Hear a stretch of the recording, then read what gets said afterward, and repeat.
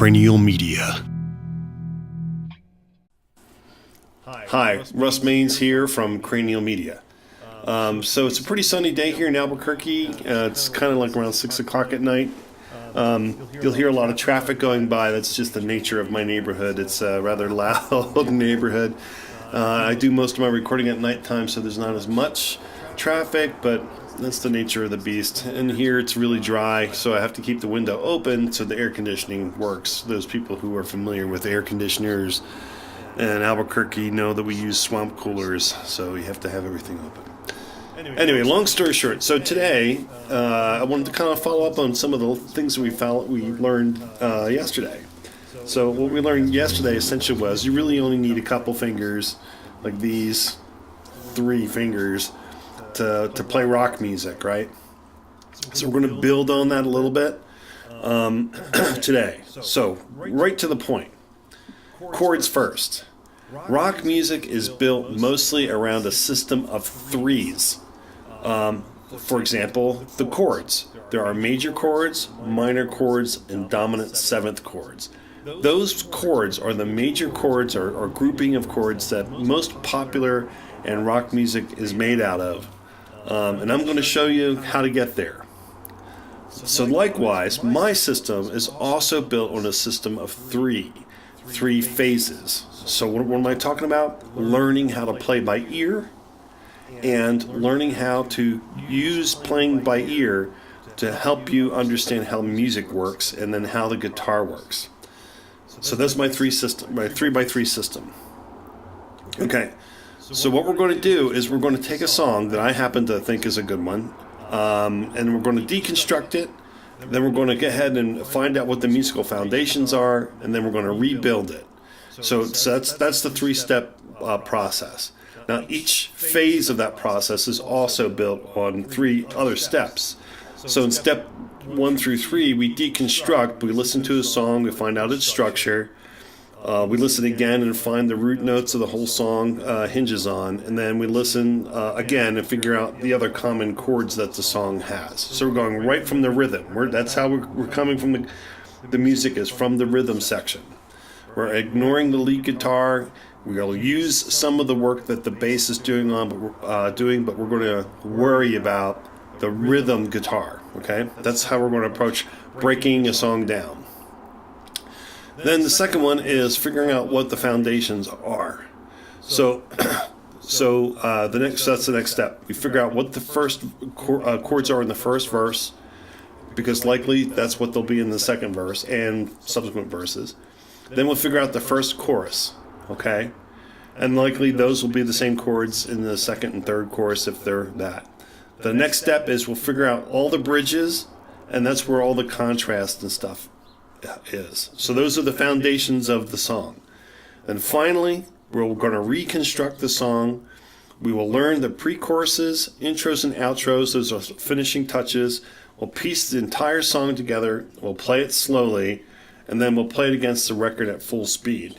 Okay? So today's song is going to be Rock and Roll All Night from Kiss. Now the reason I picked that song is because it's really easy to learn. You really only need 1 finger on the guitar to play that song, and I'm going to show you how to do that. So again, first thing first, we're going to listen to the song. Then what we're going to do is we're going to find out how it's constructed in terms of chords, and then we're going to go ahead and figure out what all the common chords are and put it all together. So in case you don't know how the song goes, I have a copy of it here that I'm going to play for you right now.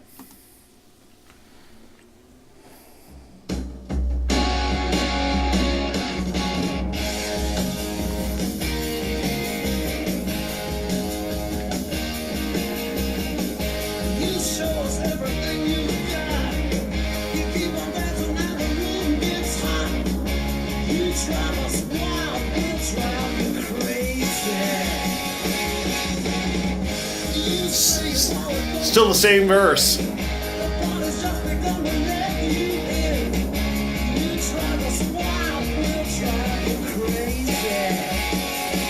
Okay, there's something going on here.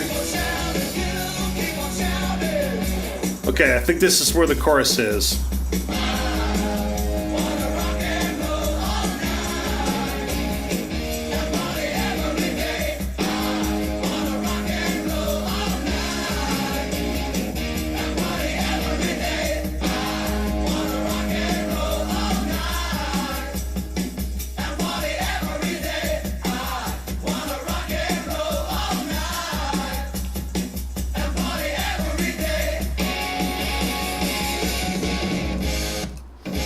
All right, so you can hear where the song is going to start repeating, and hence that's why I cut it off. Okay, so let me go ahead and turn down my main speakers.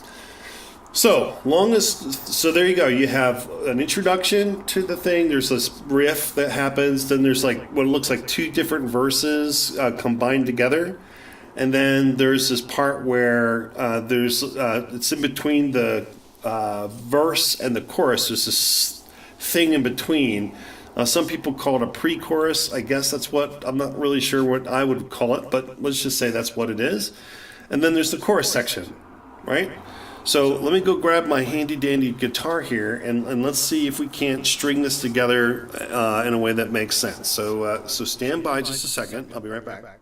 All right. So today I have my handy dandy 6-string carven guitar. That's a capo. Look out for that. See that? It's kind of a handy dandy way to keep all your chords and stuff together when you're in storage. So hopefully you can hear that. Yeah. All right. So I'll go ahead and I'll turn up. I have a loose connection, which is what that popping sound is. All right. So let me go ahead and turn up these main speakers again so you can hear what I'm doing. And we're going to go back to the song from its beginning, and we're going to figure out what the major notes are, or the root notes. And I'm not going to start from the drums. It'll be just a little bit right about there. Okay, here goes. I don't know what that is. So now we're going to fish for some notes.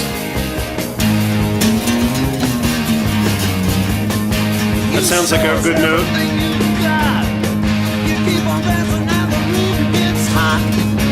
Oh, this changed. There's that thing again.